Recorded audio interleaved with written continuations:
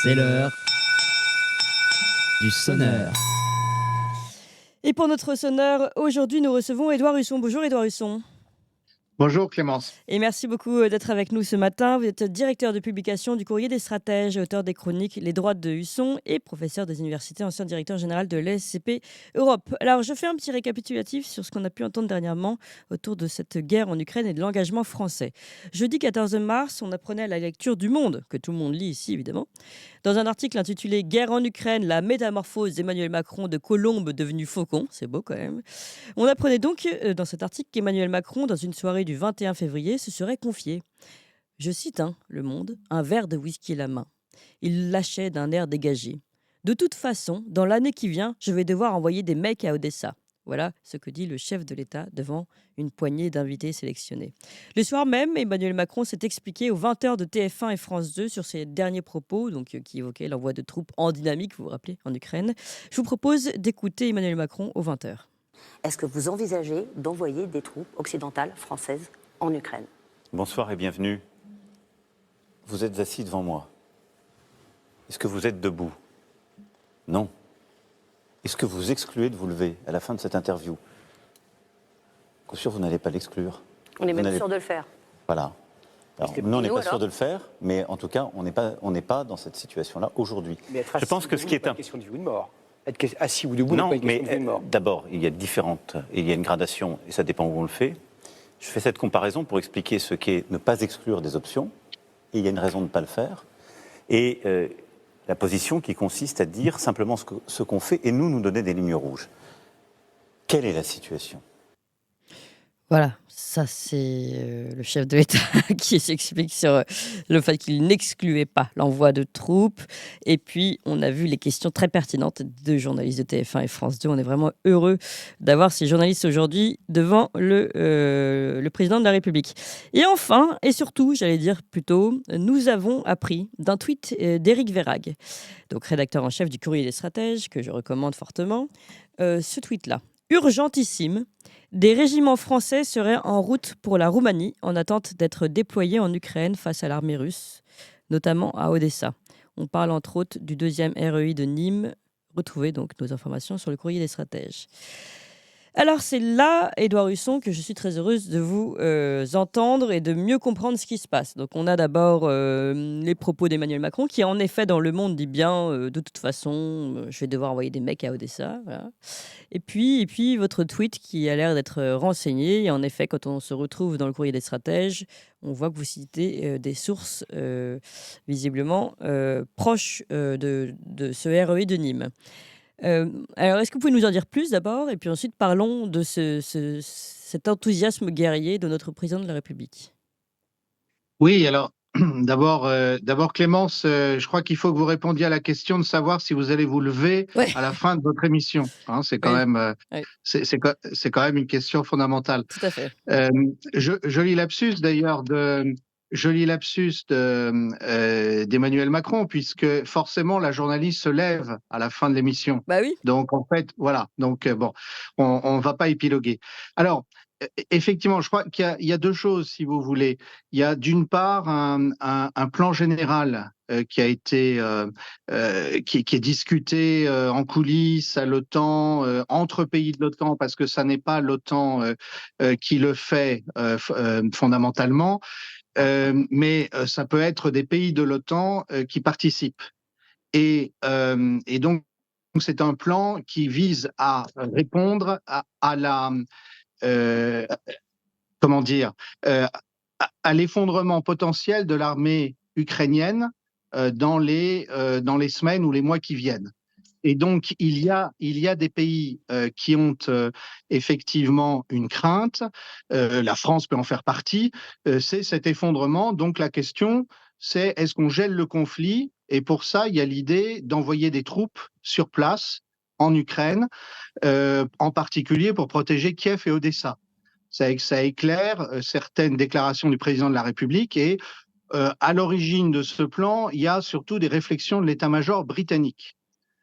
Ensuite, il y a une deuxième question, c'est de savoir comment on arrive à ça Et c'est là que, effectivement, au courrier des stratèges, nous avons eu des informations de gens, d'insiders, pas très contents visiblement de ce qui se tramait, et qui nous ont fait savoir que ils étaient inquiets. Parce que il y avait des mouvements de troupes apparemment, et qui étaient discernables pour nous, pour vérification, par la presse régionale et par un certain nombre de recoupements que nous avons pu faire. Et surtout le fait que nous n'avons pas été les seuls du tout informés de ces mouvements potentiels.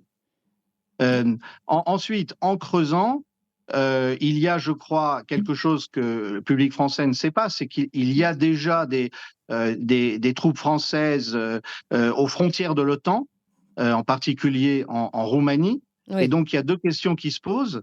La première, c'est celle de la rotation des troupes, l'éventuel renouvellement des troupes, et puis éventuellement des adjonctions de troupes qui peuvent avoir lieu, des troupes supplémentaires qui peuvent être envoyées. Et on est dans cette zone grise où il est très difficile de savoir s'il y a eu simplement ces dernières semaines rotation des troupes, ou bien s'il y a adjonction de troupes nouvelles en vue éventuellement de l'envoi de troupes de françaises, mais ça peut être d'autres pays, l'envoi de troupes françaises en Roumanie par exemple, ou en Lituanie. On pourrait Oui, mais c'est imaginer pas ce que dit Éric Vérag, hein. Il dit en attente, enfin en route pour la Roumanie, certes, mais pour être déployé ensuite en Ukraine et particulièrement à Odessa. Alors, Et là, on passe un cap, si vous voulez. C'est ce que nous ont affirmé nos sources, effectivement. Et simplement, nous avons fait notre métier de journaliste, c'est-à-dire que nous l'avons reproduit avec toutes les prudences qui s'imposent. J'ai moi-même publié vendredi soir un article faisant état du fait qu'un média qui suit bien la guerre, qui s'appelle South Front en anglais, c'est un média de langue anglaise, eh bien, lui aussi avait reçu des informations similaires aux nôtres. D'accord. Donc ça, c'est des informations que vous dites avoir reçues du terrain, si vous voulez, de gens proches de ces REP et de ce REI, pardon, et qui, ici, de ces régiments en tout cas, et qui donc seraient certes en mouvement et en plus probablement pour viser derrière Odessa. Donc ça rejoindrait finalement là la prise de parole d'Emmanuel Macron. Enfin, au détour d'une phrase avec son whisky à la main. Si vous voulez, il y a plusieurs aspects à prendre en compte. Le premier, c'est celui de la, si vous voulez, des mouvements diplomatiques d'Emmanuel Macron. Il signe le 7 février un accord avec l'Ukraine, et ensuite il reçoit la présidente moldave et s'engage à protéger la Moldavie en cas d'attaque russe. Ouais. Ce qui quand même emmène le pays très loin. Si vous voulez, pourquoi la Moldavie? Parce que la Moldavie est frontalière de la Transnistrie, et que la Transnistrie, c'est cette bande de terre qui est en fait à la limitrophe de l'Ukraine, et dans lequel il y a 1500 soldats russes qui protègent un dépôt de munitions. Et régulièrement, depuis le début de la guerre d'Ukraine, on envisage le fait que la Transnistrie puisse être attaquée d'une manière ou d'une autre par l'armée ukrainienne.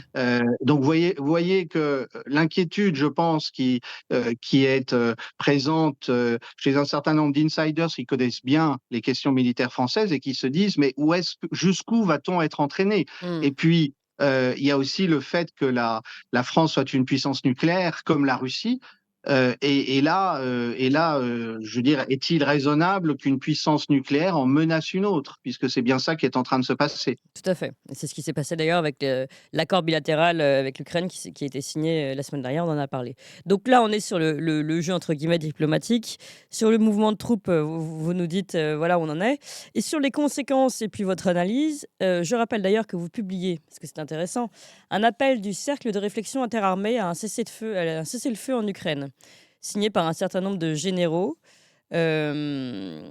Et donc, ils disent vraiment, on ne peut pas continuer comme ça. Combien de morts encore? Il faut arrêter cette escalade à la guerre. Euh, Vous êtes, j'imagine, aligné avec cet appel du cercle de réflexion interarmée. Ben, si vous voulez, nous, au Courrier des stratèges, nous avons toujours eu une ligne assez simple, hein, qui peut tenir en deux phrases.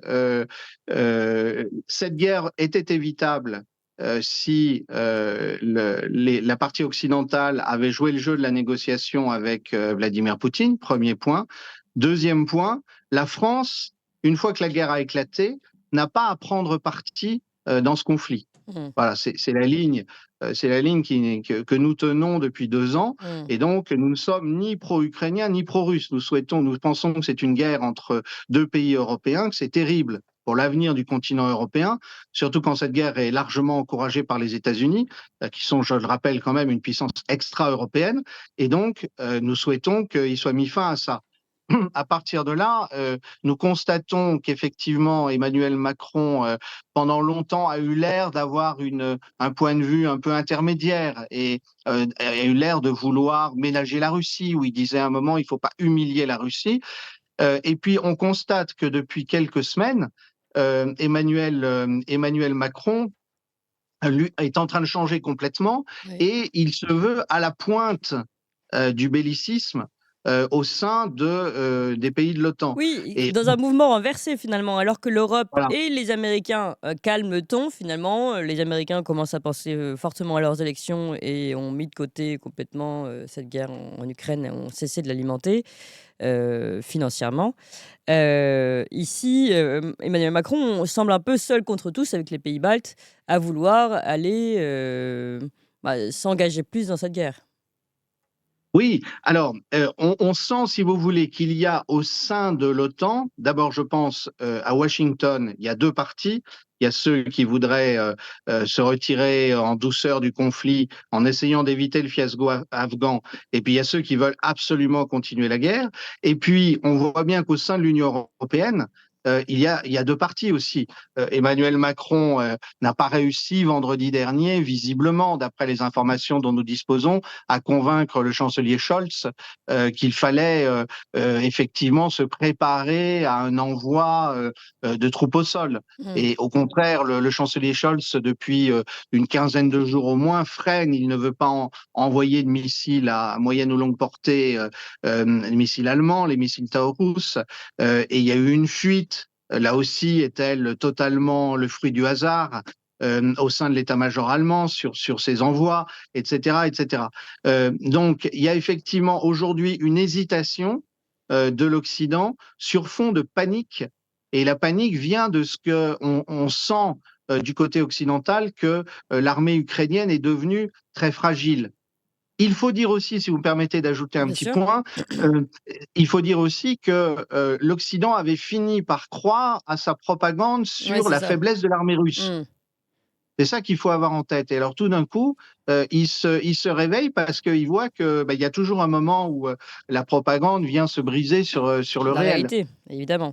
Alors, je voudrais vous demander d'abord votre analyse sur le futur, en un mot, et puis quand même, revenons sur cette sortie qu'on a appris par Le Monde, hein, je trouve complètement déplacée, du président, présenté comme un faucon, mais qui n'a rien à faucon quand il se confie un verre de whisky à la main. De toute façon, je vais devoir envoyer des mecs à Odessa. Enfin, je trouve que c'est complètement déplacé par rapport à la situation et la réalité et le sérieux de cette guerre. Bah, écoutez, si c'est un extrait du prochain OSS 117, ça peut nous faire sourire.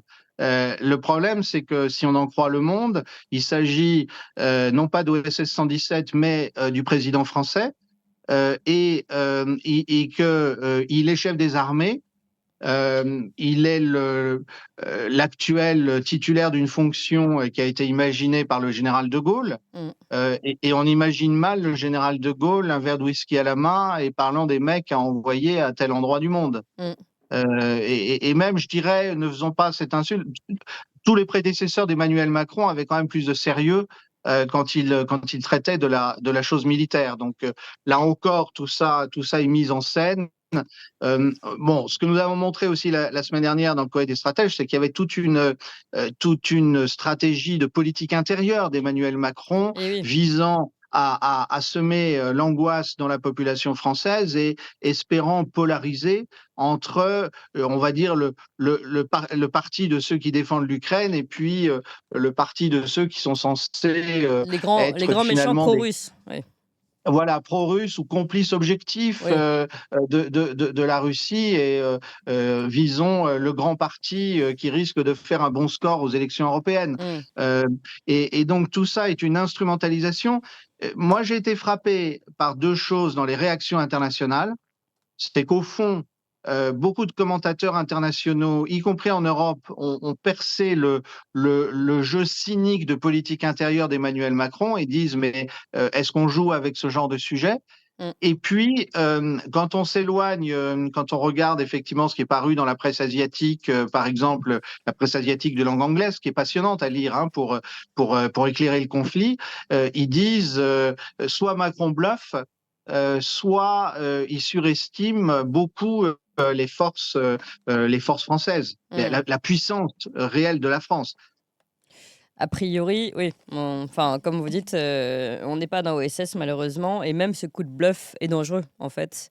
Et c'est ça qui peut nous inquiéter tous. Et en tout cas, c'est pour ça aussi qu'il est important de relayer cet appel hein, du cercle interarmé que vous avez mis en ligne sur le Courrier des stratèges. Merci beaucoup, Édouard Husson.